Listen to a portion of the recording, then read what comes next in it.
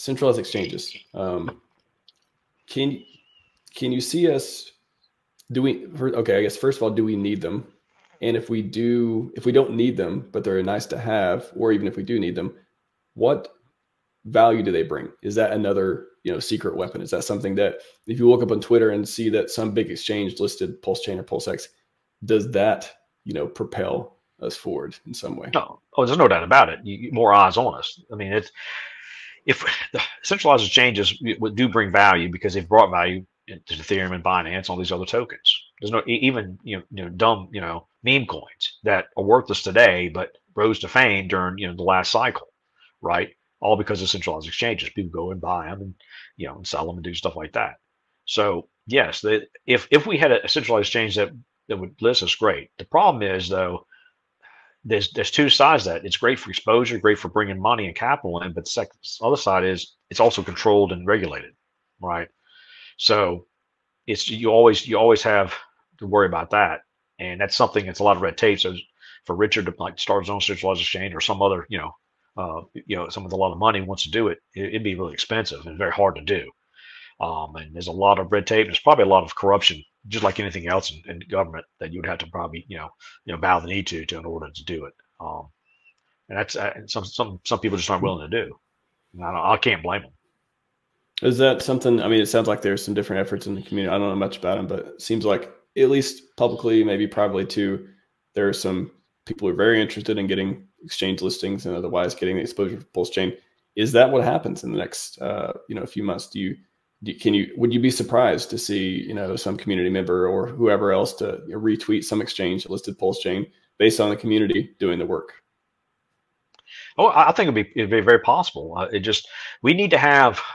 Since we're not following the typical layer one pump X pump, like all the layer ones pump so much within like the first 6 months of their existence, we're not following that same trend. So we've broken that trend for whatever reason. Maybe we're unique. Maybe it's something that Richard planned. Who knows? But because of that, we're kind of looked at like, well, they're not pumping like Solana pump. They're not pumping like Ethereum pump on its launch, or pick your chain, right? But a lot of that too also was manipulated and had people with a lot of money who were basically dumping everybody's heads too. And we don't have that, right? We have our founder locks coins and throws away the key. So it's completely different. It's very organic in that sense. So we're just a different type of chain. And because of that, we're going to behave differently with our price action. But we do behave and move up with price and valuation because we bring true value to people and people see it, versus fake hike and FOMO. Do you subscribe to the 52 weeks to shake out the weekends? I mean, it may take. I don't know. I mean, if Ethereum pumps even more and more people abandon ship to go over there, we will be at the lowest we could probably be. Then what if the magic carpet ride starts then, right? Where do you want to be, right?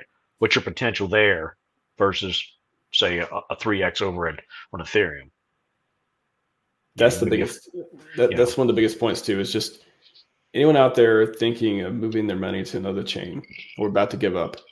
At least to me, the way I would think about it is, I've waited this long, and I know as soon as I move it, as soon as I break, it's going to go to the moon. Like that. That's the way I think about it. At least as soon as I do it, and then what am I going to feel like? Am I going to feel better or worse if I'm able to miss the magic carpet ride? Well, how many X's will you miss if you jump back in on the way up, right? First 5, 10 X's, you know what I mean? If we all of a sudden we pump crazily, I mean, and those type of things are psychological actions that people react to, right? So all of a sudden, let's say we go back to sack rate, boom, that's a big jump. People get excited, and we jump past it, man, people really get excited. Then you start bringing the money in, and people missed all that action, right? They could have been down here. They could have been liquid loans. They could have been in Power City. They could have been with the PH ecosystem and stuff like that, having their money, earning all these fees with all the activity, right?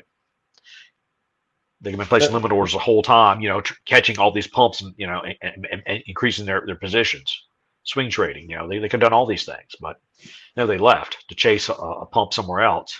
They may have made a little money, but they lost out on a lot more.